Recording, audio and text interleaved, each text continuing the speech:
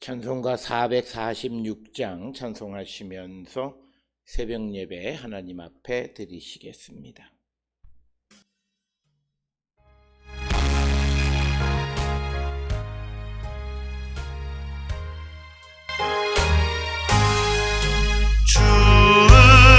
성회에는 참 기쁨 없도다.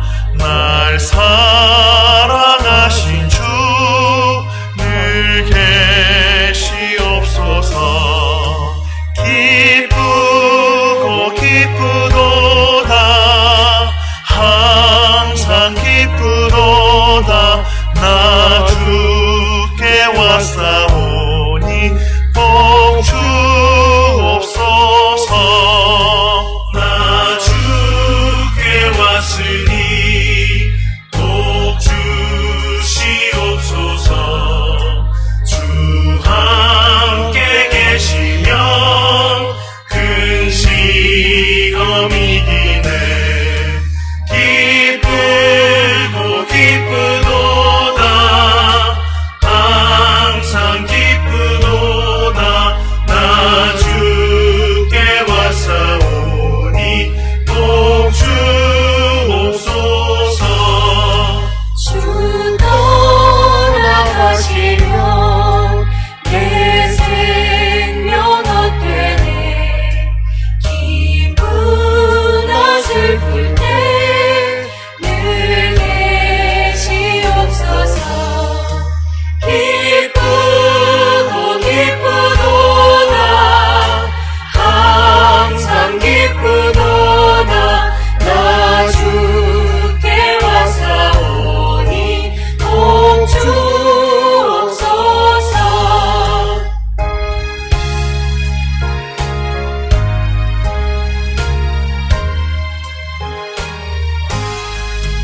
그 위한 언약을 이루어 주시고 주 명령 따르네. 늘 계시옵소서. 기쁘고 기쁘도다. 항상 기쁘도다. 나 주께 왔사오니 복 주옵소서.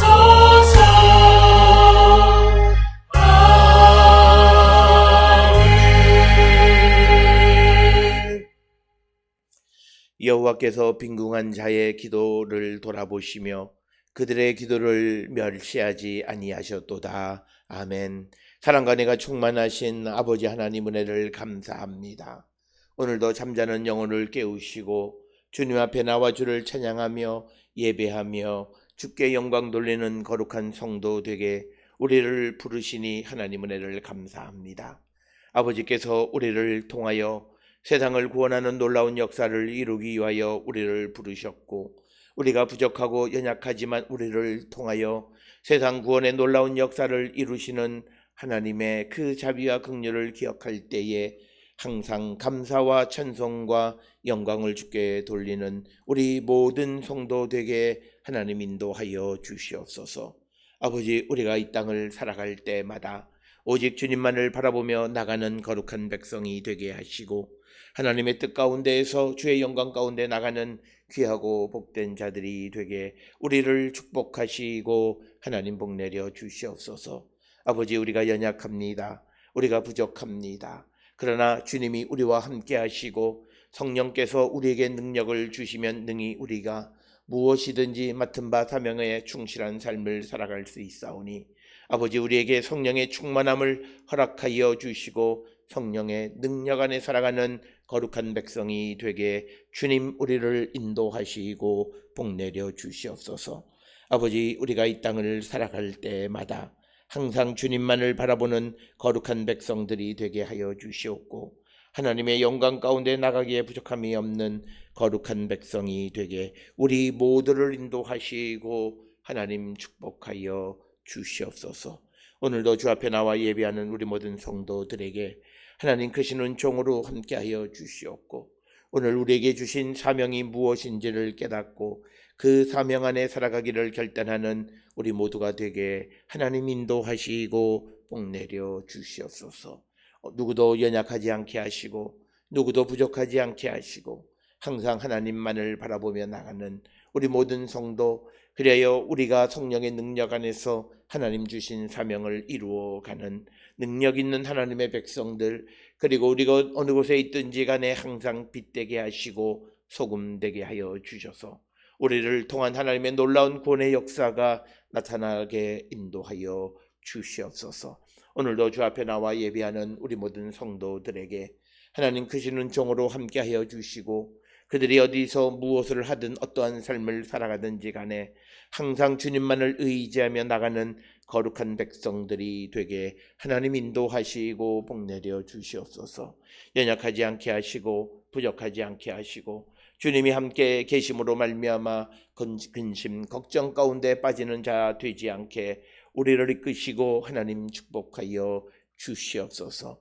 아버지, 이 땅에 많은 비로 말미암아 많은 재산과 생명을 잃어버리고 있는 이때에 하나님, 우리가 아버지 생명을 지켜주시고 이 땅에 있는 모든 이들의 재산을 지켜주시고 더 이상 아버지 이 홍수로 말미암아 마음 아파하는 자들이 없도록 인도하여 주시오며 특별히 우리에게 이 많은 비로 말미암아 주시는 하나님의 의미가 무엇인지를 깨닫게 하여 주시옵고 2020년 이 한 해 동안에 코로나19뿐만 아니라 이런 장마의 재앙이 우리 가운데 임하는 그 참된 의미가 무엇인지를 깨닫고 이 자연 속에 역사하시는 하나님의 뜻을 발견하고 우리가 마땅히 걸어가야 할 그 길을 걷기로 결단하는 우리 모든 성도 되게 하나님 인도하여 주시옵소서. 아버지, 우리 모든 성도들을 불쌍히 여겨 주시옵고 면역력이 연약한 이들에게 건강을 주시고 또 새 생명을 잉태한 자들에게 산모와 태아의 건강과 앞날의 하나님의 인도함을 허락하여 주시옵고 또 기업을 경영하는 이들, 병원을 운영하는 이들, 여러 사업장 가운데 있는 우리 모든 성도들의 사업장을 축복하여 주시옵고 어려운 가운데에서도 성도의 삶을 분명히 살아가는 우리 모든 성도가 되게 하나님 축복하여 주시옵소서.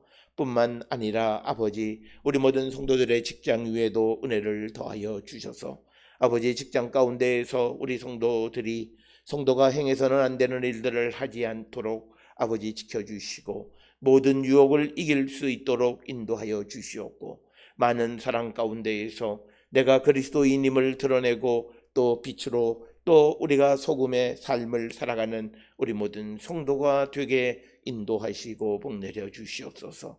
그 삶이 쉽지는 않지만 그러나 주의 성령이 우리와 함께 하시면 능히 우리가 모든 유혹을 이길 수 있사오니 주님 우리를 도우시고 아버지 붙들어 주시옵소서.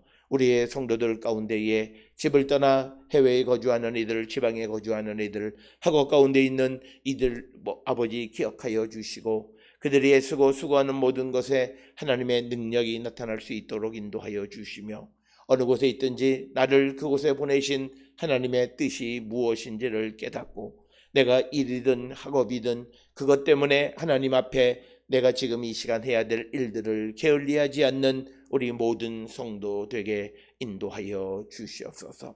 모든 곳에 흩어져 있는 우리 모든 성도들에게 자비와 긍휼을 베풀어 주시고 하나님 지켜주시고 이 땅에 있는 모든 믿음의 사람들을 하나님 붙들어 주셔서 환난의 때에 주님의 도우심으로 말미암아 모든 것들을 이길 수 있도록 주님 인도하시고 복내려 주시옵소서. 오늘도 우리에게 주시는 말씀 안에 은혜 받는 시간으로 우리를 인도하여 주시옵기를 바라옵고 이 모든 말씀 우리 주 예수 그리스도의 이름으로 기도드렸사옵나이다. 아멘.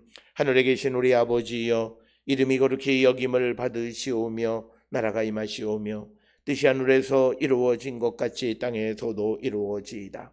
오늘 우리에게 일용할 양식을 주시옵고 우리가 우리에게 죄 지은 자를 사하여 준 것 같이 우리 죄를 사하여 주시옵고 우리를 시험에 들게 하지 마시옵고 다만 악에서 구하시옵소서. 나라와 권세와 영광이 아버지께 영원히 있사옵나이다. 아멘.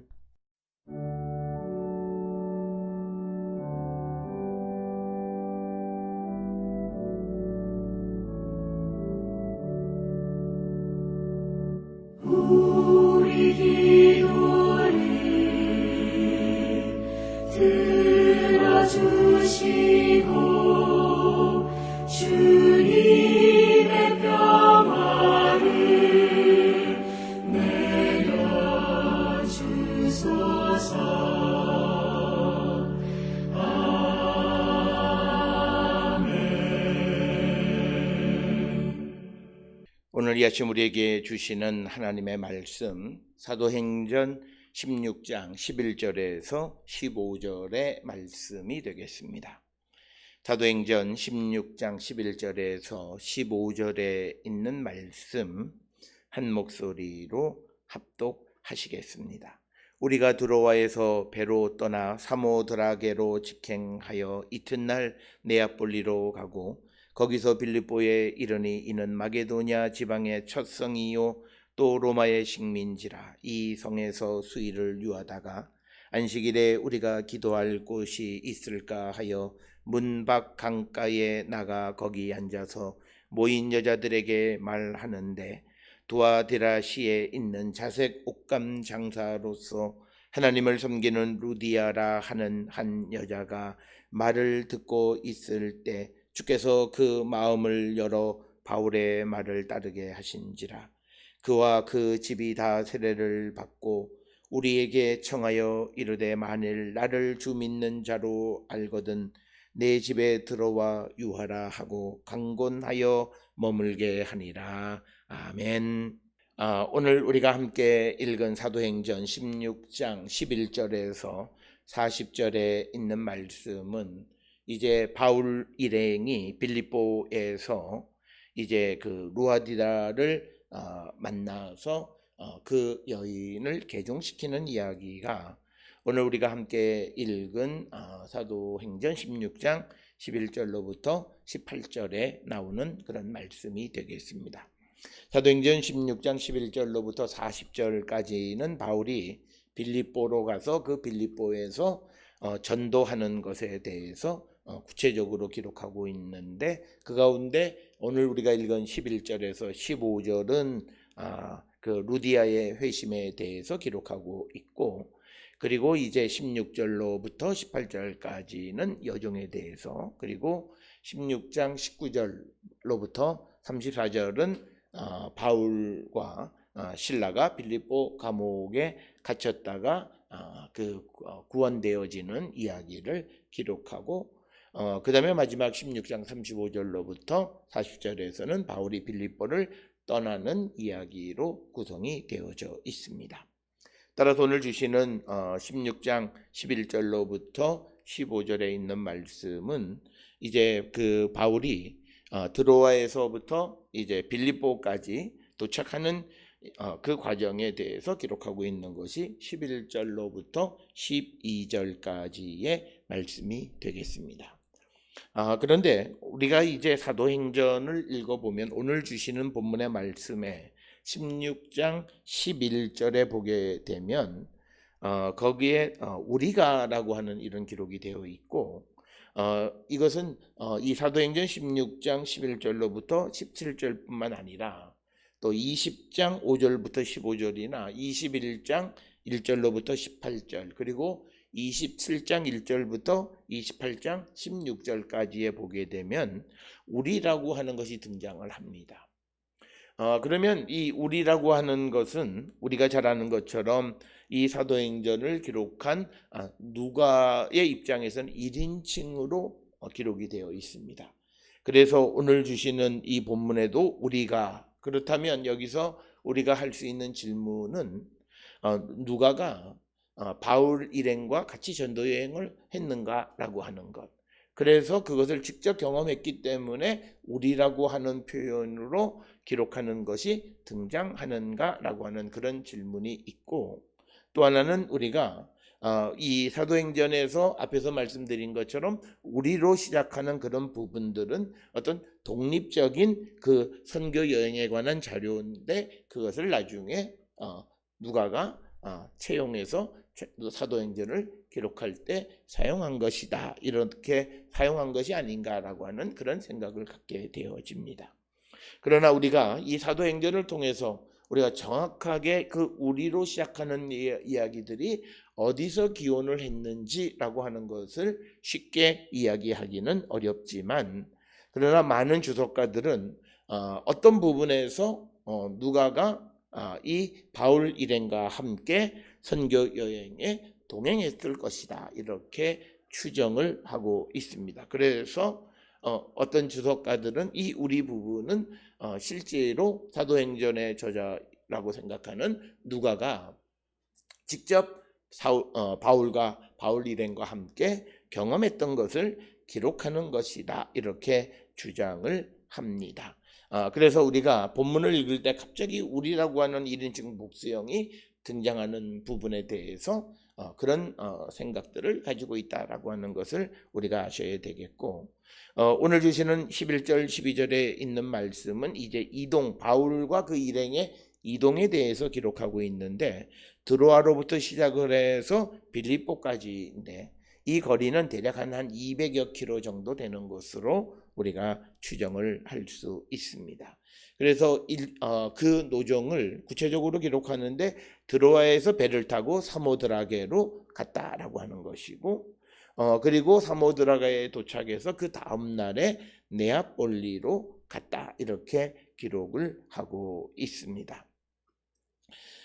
오늘 주시는 본문의 말씀에서 보게 되면 사모드라게는 에게해 지역에 있는 섬이 되겠습니다. 그리고 바울의 출발지인 드로아에서 도착지인 그 네아폴리로 가는 그 중간에 위치하고 있는 그런 섬이고, 이 사모드라게 섬의 특성은 가운데에 해발 168m 정도 되는 펜가리 산이라고 하는 그 산이 있습니다. 그래서 날씨가 좋은 날에는 드로아에서 사모드라게까지 하루면 도착할 수 있는 그런 거리가 되겠습니다.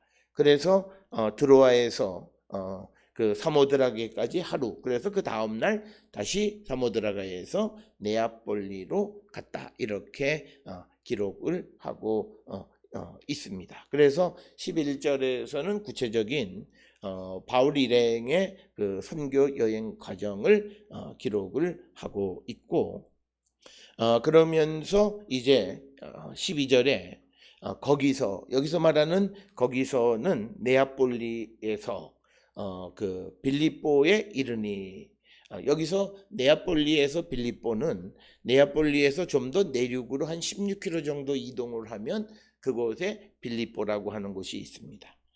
빌립보는 이 어떤 그 마케도니아 주의 어떤 무슨 주 도시나 이런 것 주의 수도이거나 그러지는 않지만 마케도니아 지방에서는 매우 중요한 그런 도시다라고 하는 거죠. 그것을 우리에게 보여주는 것은 첫성이라고 하는 표현이 되겠습니다.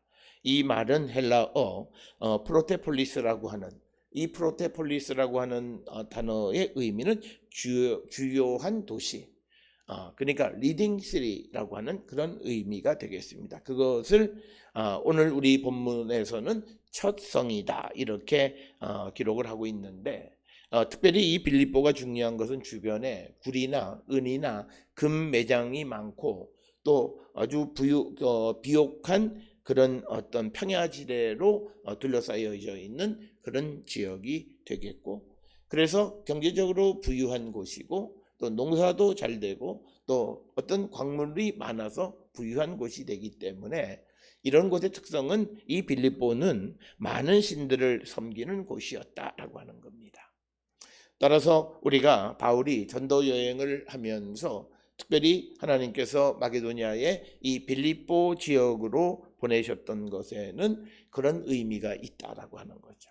소아시아 지역에 있는 여러 도시들 가운데에서 이 빌립보에서 이들이 섬기는 많은 신들에 대해서 그것과 예수 그리스도를 비교해서 예수 그리스도의 우월성, 그래서 예수 그리스도를 믿게 하는 그런 일들을 행해야만 이 복음이 널리 전하게 되어지는 데에 그런 유용성이 있기 때문에 하나님께서 마게도니아의 이 그 빌립보로 바울을 보내셨다라고 하는 것을 우리가 짐작할 수 있다라고 하는 것입니다. 그래서 그가 이 빌립보에 유하게 됐고, 그리고 로마 식민지인 이성에서 여러 날을 유하였다라고 하는 겁니다. 그러다가 13절에 안식일에 우리가 기도할 곳이 있을까 하여 문 밖 강가에 나가 거기 앉아서 모인 여자들에게 말하는데 라고 이렇게 되어 있습니다. 오늘 주시는 본문에서 안식일에 우리가 기도할 곳이 있을까이라고 하는 이 기도할 곳이라고 하는 것이 이 바울이 혹시 이 빌립보에 어떤 유대인들의 회당이 있는지 아니면 이곳에 와 있는 유대인들이 자기들끼리 기도하는 장소가 있는지 이것을 찾아 보았다라고 하는 것에 대해서 많은 주석가들 사이에서 일치된 견해는 없어요.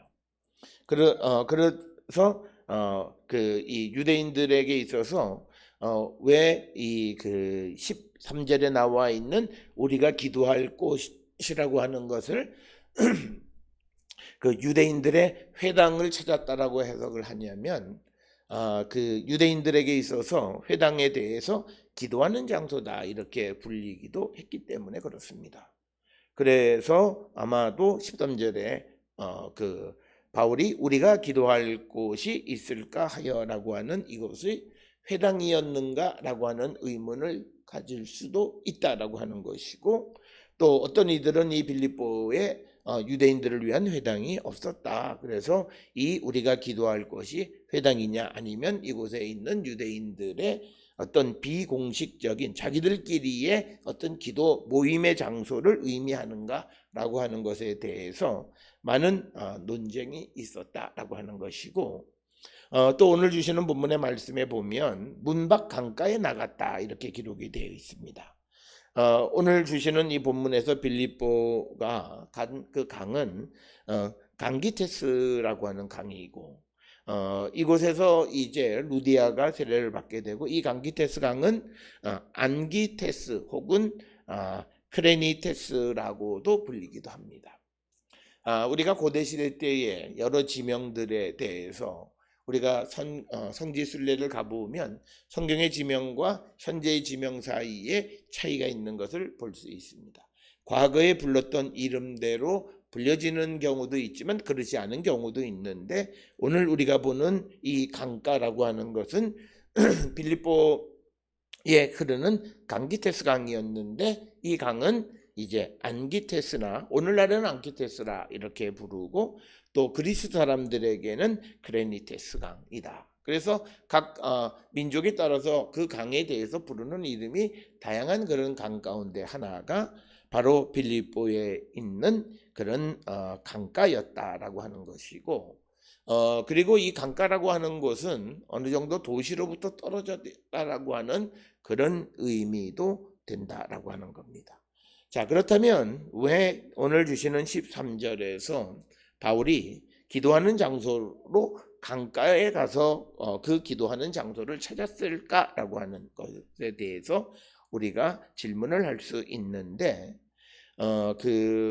아마도 이 강가라고 하는 것은 아마 이 정화를 위한 물을 공급할 수 있기 때문으로 우리가 이렇게 추정을 할 수 있다라고 하는 겁니다. 우리가 유대인들이 회당에서 제의를 할 때, 그들이 예배를 드릴 때 그들에게 중요한 것이 제의적인 정화 의식이 있습니다. 따라서 그들이 회당이든 아니면 비공식적으로 모이는 곳에서 기도를 하려고 할 때 그들도 그런 어떤 그 비공식적인 정화 의식이 필요했고, 그것에 필요한 물을 공급하는 그런 강가가 아주 적당한 장소가 아니었겠는가라고 이렇게 추정을 합니다. 그러나 유대인들이 비공식적인 장소에서 자기들이 어떤 기도를 하거나 또는 예배를 드릴 때에 회당에서 드릴 때처럼 어떤 정화의식을 행했는지에 대해서 우리가 정확하게 알려진 것은 없다라고 하는 거죠. 그러나 관습적으로 아마 그들이 그런 정화의식을 했을 것으로 그렇게 우리가 추정을 할 수 있다라고 하는 것입니다. 그래서 오늘 주시는 이 본문의 말씀에서 보게 되면 이들이 안식일에 기도할 곳을 찾아 나섰다라고 하는 이 말을 통해서 오늘 주시는 본문에서 우리에게 중요한 것은 13절에 안식일이라고 하는 겁니다. 그래서 이 안식일에는 유대인들에게는 허락되어진 것이 하루에 980m, 대략 한 1km 이내로 움직이게끔 되어 있습니다. 그러면 지금 이 바울과 바울의 일행이 머무는 곳에서 강가로 가서 그것을 알아보는 기도 장소를 알아보는 대로 대체로 그들이 이동한 거리는 한 500m 정도 되는 거죠. 왜냐면 갔다가 다시 돌아와야 되는 거기 때문에.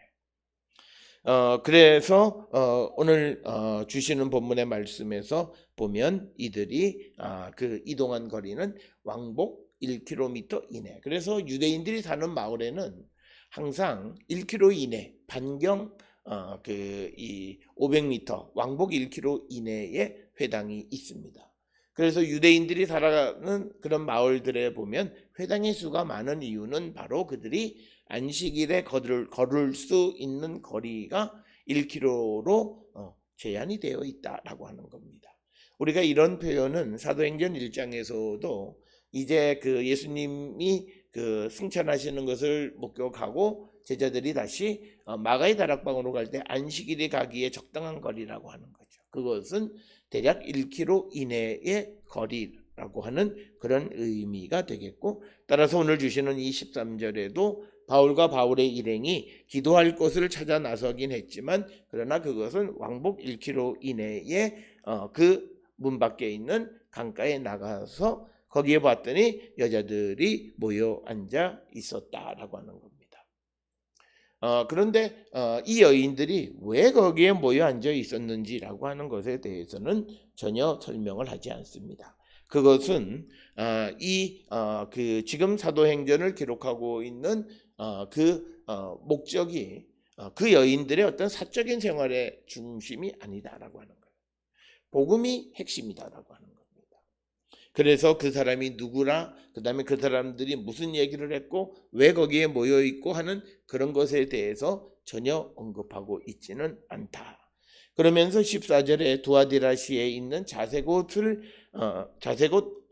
옷감 장사로서 하나님을 섬기는 루디아라고 하는 한 여자가 이제 말을 들을 때에 주께서 그 마음을 열어 바울의 말을 따르게 하셨다라고 하는 겁니다. 오늘 주시는 본문의 말씀에서 바울의 말이라고 하는 것은 구체적으로 바울이 무엇을 말했는지는 알 수 없지만 모여있는 사람들에게 예수 그리스도에 관한 이야기를 한 것으로 우리는 추정할 수 있고, 그래서 그것은 우리가 15절에 보면 만일 나를 주 믿는 자로 알거든 이라고 하는 표현에서 보면 그가 이제 바울이 하는 말을 들었을 때에 그 말은 그냥 일반적인 말이 아니라 예수 그리스도에 관한 복음의 말을 전했을 때 하나님께서 그 루디아의 마음의 문을 열어주셨다라고 하는 겁니다. 오늘 본문에 14절에 하나님을 섬기는 이라고 번역이 되어 있는 것은 하나님을 두려워하는 자다라고 하는 것입니다. 이 루디아는 유대인은 아닌 사람으로서 일반적으로 이 유대인은 아니지만 하나님을 두려워하는 사람들의 일반적인 표현은 그들이 복음을 받으면 긍정적 반응을 보인다라고 하는 겁니다. 이런 것은 우리가 사도행전 10장 11장의 고넬료 이야기에서도 마찬가지고 사도행전 13장에서 바울이 비시디 안디옥에서 설교할 때도 하나님을 섬기는 자, 하나님을 두려워하는 자들은 긍정적 반응을 보였다라고 하는 것입니다. 따라서 오늘 우리가 주시는 본문의 말씀을 통해서 적어도 누가의 관점에서 보면 우리가 복음의 말씀을 듣고 긍정적 반응을 보이지 못하는 것은 하나님을 섬기거나 하나님을 두려워하지 않는 자다라고 하는 겁니다.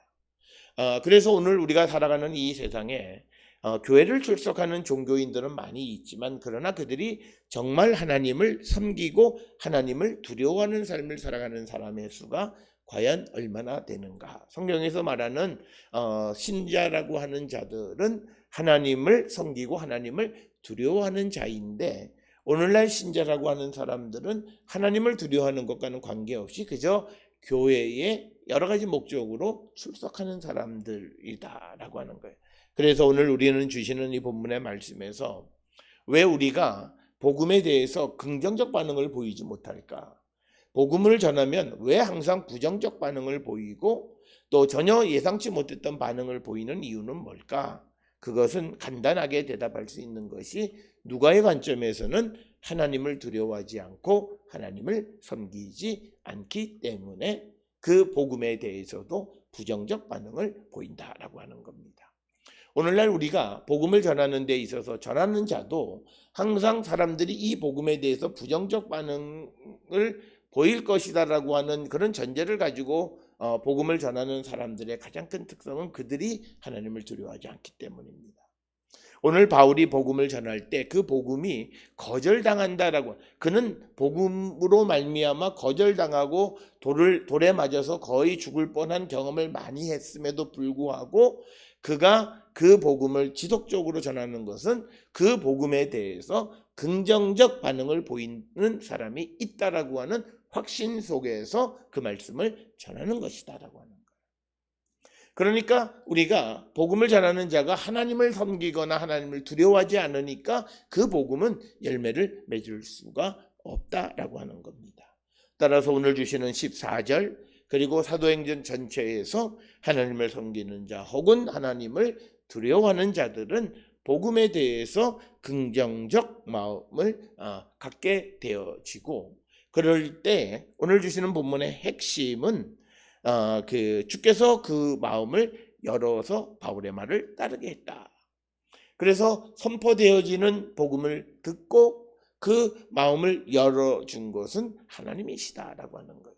그가 하나님을 두려워하고 하나님을 섬기는 자이기 때문에 하나님에 관한 말씀을 듣고 하나님께서 그에게 그 마음의 문을 열어주셨다라고 하는 것을 우리에게 분명하게 가르쳐주는 것입니다. 따라서 우리가 전도를 한다든지 선교를 한다든지 하는 것은 하나님의 선교다라고 하는 것을 말씀을 드렸고, 그래서 사람이 변화되어지는 것은 하나님의 역사이다. 복음을 받아들이는 것은 하나님께서 그의 마음을 여셔야만 되는 것이다 라고 하는 거예요. 이것이 결국 우리가 애쓰고 수고하고 노력할 필요가 없다라고 하는 그런 의미로 말씀드리는 것은 아니에요. 우리가 아무리 애쓰고 수고하지만 모든 일에 하나님께서 움직이셔야 열매를 맺을 수 있다라고 하는 거예요. 이것은 우리가 이 세상의 모든 것을 주관하시는 분은 하나님이시다라고 하는 세계관과 밀접한 관련이 있어요. 그래서 우리가 애쓰고 수고하지만 그러나 그 애쓰고 수고함으로만 되어지는 것은 아니라고 하는 거예요. 그래서 우리가 보게 되면 경우에 따라서 하나님에 의해서 마음의 문이 열리지 않은, 하나님에 의해서 되어지지 않은, 하나님의 부름으로 말미암아 신자가 되어지지 않은 자들은 하나님의 일에 해를 끼칩니다. 하나님의 일에 여러 방면으로 해를 끼쳐요. 어쨌든 하나님의 일에 방해꾼이 되어진다라고 하는 거예요. 그래서 우리가 꼭 기억을 하셔야 되는 것은 우리가 너무 서두르고 그래서 사람들을 그냥 대충 우리가 신자로 받아들이고 하는 그런 것이 아니라 정말 신자 되어짐은 하나님께서 마음의 문을 여셔야만 된다라고 하는 거예요. 그래서 하나님께서 마음의 문을 열어서 신자가 되게 한 자들은 하나님의 일에 협력자가 되어지고 하나님의 선교에 큰 도움을 주는 자이다. 그래서 나는 어떻게 내가 예수를 영접하게 됐는가? 내가 처음 복음의 말씀을 들었을 때 내 마음을 연 자가 누구신가? 우리 한 번쯤 기억하시고, 그래서 우리의 믿음이 정말 하나님에 의한 믿음, 하나님의 부름에 의한 믿음, 이 확신을 가지고 살아가고 있는가? 오늘 우리가 세상을 살고 있는 세상 속에서 하나님의 부르심, 이것에 대해서 사람들이 생각하지 못하는 가장 큰 이유는 자기들이 믿음 생활하는 것에 가장 중요한 것이 내가 한다고 생각하는 거예요. 사람이 중심이 되어진 거예요. 그것이 아니라 하나님의 부르심에 의해, 그래서 하나님께 감사하고 그 부르심에 합당한 삶을 살아가기를 결단하는 그런 자가 되어야 한다라고 하는 겁니다. 따라서 오늘 주시는 14절에 두아디라시에 있는 자색 옷감 장사인 루아디라가 이제 마음의 문이 열리고, 그래서 15절에 보면 그와 그 집이 다 세례를 받고, 그럼 나타나는 거예요. 그 집 전체가 구원이 돼요. 예수 그리스도에 의해서 마음이 열리고 주님에 의해서 마음이 열려진 신자는 자기 자신뿐만 아니라 자기 집을 구원하는 자다라고 하는 거예요. 그리고 더 나아가서 복음을 위해서 일하는 바울과 그 일행들을 청하여 만일 나를 주 믿는 자로 알거든 내 집에 들어와 유하라 하고 강권하여 머물게 하니라 라고 하는 겁니다. 오늘 주시는 이 본문의 말씀에서 특별히 이 루디아가 자기 집에 와서 바울의 일행을 머물라고 하는 것은 단순히 그를 대접하는 그런 개념이라기보다는 다른 신들을 많이 섬기는 그런 아주 낯선 빌립보 지역에서 이방인들이 등장해서 전혀 새로운 그 무엇을 그들이 말할 때 그들을 보호해 줄 수 있는 누군가가 필요하다는 거예요. 그래서 오늘 주시는 15절에 자기 집에 강권해서 머물게 하는 것은 그 바울의 일행에 대한 보호의 개념이 강하고 이것이 결국은 이 빌립보 중심에서 복음이 전도되어져 나가는 그런 계기가 되어졌다라고 하는 것을 우리는 잘 알고 있습니다. 오늘 주시는 본문의 말씀 짧은 말씀이긴 하지만 예수 그리스도로 말미암아 하나님의 사람이 되어졌고 믿음의 사람이 되어진 사람이 그 루디아가 바울의 복음 전도를 위해서 얼마나 중요한 역할을 했는가라고 하는 것, 그런 중요한 역할을 하는 여인이 처음 예수를 영접하게 되어진 그것은 바로 하나님을 두려워하고 하나님을 섬기는 자로서 복음에 대해서 긍정적 반응을 보였다라고 하는 것. 그래서 그는 자기 자신뿐만 아니라 자기 집 전체를 구원으로 인도했고 복음을 위해서 애쓰는 바울과 그 일행을 보호하기 위해서 자기 집에 머물라고 강권하는, 그래서 하나님의 복음을 전하는 일에 유용하고 쓰임받는 그런 일꾼이 되어지는 것을 우리에게 보여줍니다. 바로 이것이 하나님에 의해서 신자가 되어진 자의 모습이다라고 하는 것입니다. 따라서 우리는 이 주시는 본문을 통해서 루디아의 경우를 통해서 우리의 믿음의 모습을 돌아보면서 나는 하나님의 복음을 위해서 얼마만큼 쓰임받는 사람이고 나는 예수를 믿고 구원의 확신 가운데 있다 하면서 정말 나는 나의 가정의 구원을 이루고 있는가 한 번쯤 돌아보는 그런 성도가 되어서 진실된 믿음의 열매가 어떻게 맺어지는가를 보여주는 루디아가 복음을 영접하는 과정의 말씀을 통해서 우리 자신을 성찰하는 저와 여러분이 될 수 있기를 주의 이름으로 축원합니다. 기도하시겠습니다. 사랑과 은혜가 충만하신 아버지 하나님 은혜를 감사합니다. 우리가 이 땅을 살아가는 모든 삶이 하나님에 의해서 하나님의 계획 속에서 운행되어짐을 믿습니다.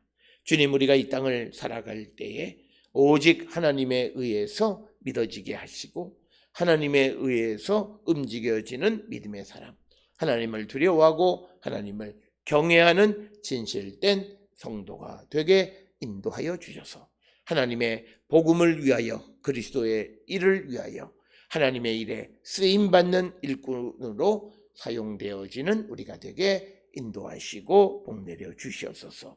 오늘도 우리가 세상에 보냄을 받사오니 주님의 뜻 안에서 우리가 세상에 쓰임받는 거룩한 일꾼 되게 인도하시고 축복하여 주시옵소서. 이제는 우리 주 예수 그리스도의 은혜와 하나님 아버지의 무한하신 사랑과 성령의 위로 역사 교통하심이 주님에게 쓰임받는 일꾼이 되기를 결단하며 세상을 향해 나가는 우리 모든 성도들 머리 위에 지금으로부터 영원토록 함께 할지어다. 아멘. 주 나를 지키시고 그 얼굴을 내게 돌리시고